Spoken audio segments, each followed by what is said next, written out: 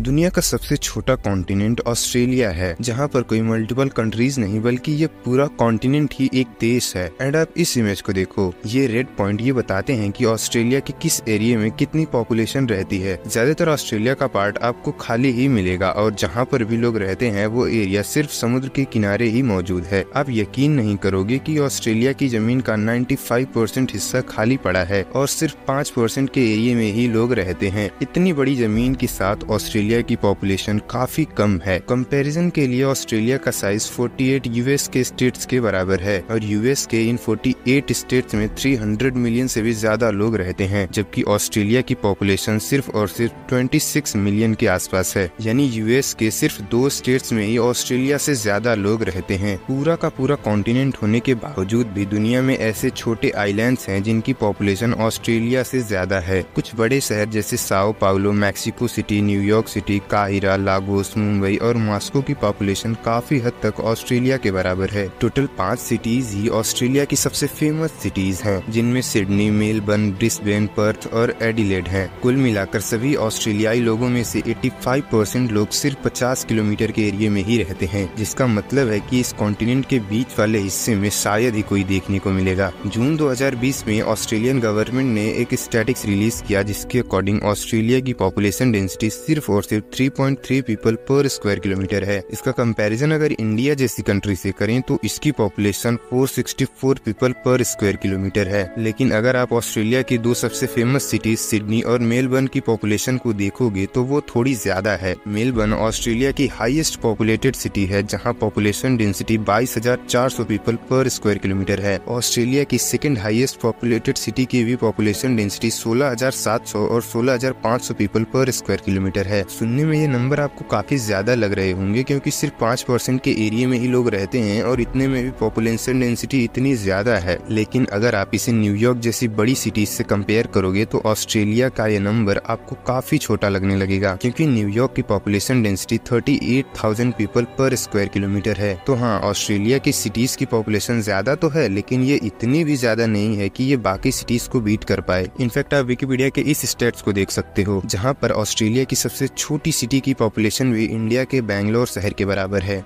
ये तो हो गई पॉपुलेशन की बात, लेकिन सेकेंड चीज आती है ऑस्ट्रेलिया की जियोग्राफिकल लोकेशन। ऑस्ट्रेलिया हर तरफ से समुद्र से घिरा पड़ा है, जिसके एक साइड इंडियन ओशियन है और दूसरी तरफ पैसिफिक ओशियन। ऑस्ट्रेलिया दुनिया की सबसे बड़ी कंट्री है जिसने ओशियन के एरिया को कवर किया है। इसकी total cost line length 35,821 kilometre है। ये अर्थ का lowest, flattest and oldest continental landmark है। ऑस्ट्रेलिया बहुत ज्यादा ड्राई कंट्री है। अप्रोक्सीमेटली 70% हिस्सा सूखा और रेगिस्तान है, जहाँ का टेम्परेचर बहुत ज्यादा होता है और बारिश भी 9 के बराबर होती है। सिर्फ साउथ ईस्ट और साउथ वेस्ट कॉर्नर पर ही हमें कम टेम्परेचर और फर्टाइल मिट्टी देखने को मिलेगी। ऑस्ट्रेलिया का ये सूखापन ही ये बताता है कि क्यों 85% पॉपुलेशन इस 30 मील के एरिया में ही रहती है, जिसमें से 80% ईस्टर्न साइड में ही रहते हैं, जहाँ पर बारिश का होना कॉमन है। बारिश और क्लाइमेट भी एक बड़ा रीजन है ऑस्ट्रेलिया के वीरान पड़ी जमीन का। हार्श एनवायरनमेंट की वजह से ही ऑस्ट्रेलिया की नॉर्दर्न टेरिटरी पॉपुलेटेड नहीं है। न सिर्फ एनवायरनमेंट बल्कि कुछ हिस्टोरिकल फैक्टर्स भी हैं जो कि इसे डीपली अफेक्ट करते हैं। नॉर्दर्न टेरिटरी की पॉपुलेशन 2,50,000 ही है, जो कि ऑस्ट्रेलिया की पॉपुलेशन का 1% भी नहीं है। इस साइड का क्लाइमेट बहुत ज्यादा ट्रॉपिकल यानी उष्णकटिबंधीय है। हद से ज्यादा गर्मी से बहुत ज्यादा एक्सट्रीम वेदर कंडीशन जनरेट होती है। हैवी रेनफॉल, साइक्लोन, फ्लड इस एरिया में रहने वाले लोगों के लिए काफी चैलेंजिंग बना देते हैं, जिसकी वजह से नॉर्दर्न टेरिटरी की जमीन अभी भी किसी उपयोग में नहीं ली जाती। यहाँ की वाटर कंजप्शन भी हर साल एवरेज रेनफॉल से काफी ज्यादा है, लेकिन ऑस्ट्रेलिया की पानी की जरूरतें अंडरग्राउंड वाटर की वजह से पूरी हो जाती हैं। ऑस्ट्रेलिया की सिर्फ 6.5% जमीन ही खेती के लिए सुटेबल है। ये नंबर आपको काफी छोटा लग रहा होगा, लेकिन ऑस्ट्रेलिया जैसे बड़े देश के कंपैरिजन में ये परसेंटेज फ्रांस के साइज जितना बड़ा है। अपनी इतनी बड़ी फार्मिंग एरिया के साथ ऑस्ट्रेलिया काफी ज्यादा फसल पैदा करता है, जो कि न सिर्फ ऑस्ट्रेलिया में खाने की जरूरतों को पूरा करता है बल्कि आधे से ज्यादा बच भी जाता है। ये अपने 70% एग्रीकल्चरल प्रोडक्ट को एक्सपोर्ट भी करते हैं। लो पॉपुलेशन होने के बावजूद ये देश जमीन, खाना और पानी जरूरत से ज्यादा ही प्रोड्यूस करता है। ऑस्ट्रेलिया की नॉर्दर्न टेरिटरी के खाली होने की एक और वजह ये भी है कि इसकी लोकेशन ऑस्ट्रेलिया के मेजर अर्बन सेक्टर से काफी दूर है। एज अ रिजल्ट यहाँ तक की ट्रांसपोर्टेशन कॉस्ट भी काफी ज्यादा हो जाती है। साथ ही सबसे जरूरी चीज जैसे हेल्थ केयर, एजुकेशन और इंफ्रास्ट्रक्चर की कॉस्ट भी काफी ज्यादा है। कुछ हिस्टोरिकल फैक्टर्स ने भी ऑस्ट्रेलिया के नॉर्दर्न टेरिटरी की पॉपुलेशन पॉपुलेशन को अफेक्ट किया है। इस रीजन का यूज शुरुआत में as a penal colony use किया गया था। ऑस्ट्रेलिया की जियोग्राफिकल पोजीशन ऐसी है कि यहाँ की हवाओं की स्पीड बहुत ज्यादा कम होती है और हवा की रफ्तार कम होने की वजह से बारिश कराने वाले बादल ऑस्ट्रेलिया के बीच तक पहुँच ही नहीं पाते, जिस वजह से ऑस्ट्रेलिया के बीच वाले हिस्से में बारिश भी नहीं हो पाती और इस एरिया में नमी भी काफी कम रहती है। एक और चीज ये है कि ऑस्ट्रेलिया अंटार्कटिका के काफी करीब है, लेकिन अंटार्कटिका से जब ठंडी हवाएं चलती हैं तो वो सिर्फ ऑस्ट्रेलिया के कोस्टल रीजन्स तक ही पहुंच पाती हैं। ऑस्ट्रेलिया के ईस्टर्न एरिया में काफी बड़े बड़े पहाड़ हैं, जिनकी ऊंचाई भी काफी ज्यादा है और ये पहाड़ ही है जो बादलों को बीच तक पहुंचने से रोकते हैं और हवा की रफ्तार को भी कम कर देते हैं। ऑस्ट्रेलिया का अनयूजुअल टेम्परेचर भी यहाँ पर रहना काफी ज्यादा मुश्किल बना देता है। विंटर के टाइम यहाँ का टेम्परेचर -15 डिग्री पहुँच जाता है, जब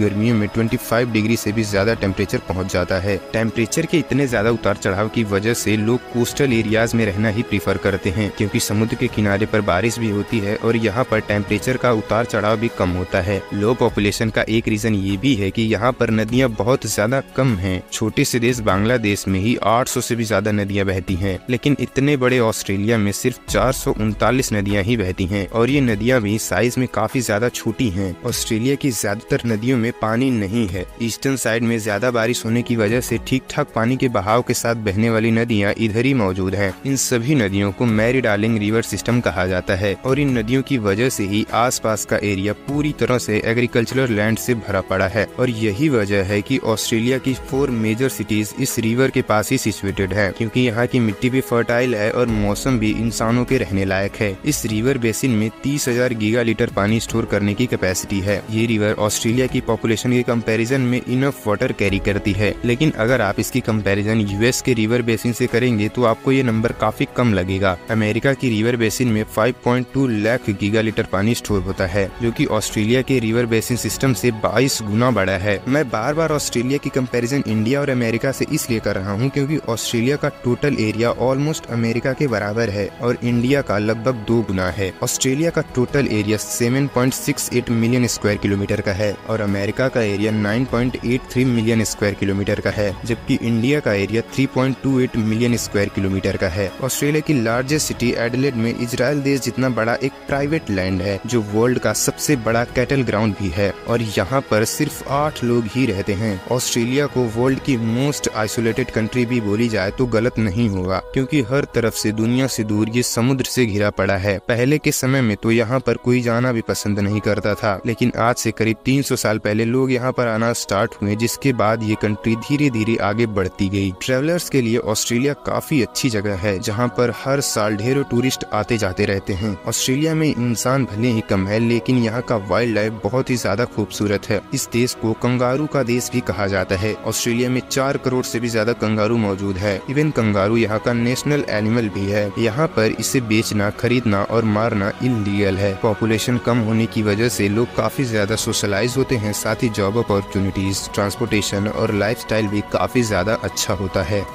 उम्मीद है आपको यह वीडियो पसंद आई होगी। अंत तक देखने के लिए बहुत बहुत धन्यवाद।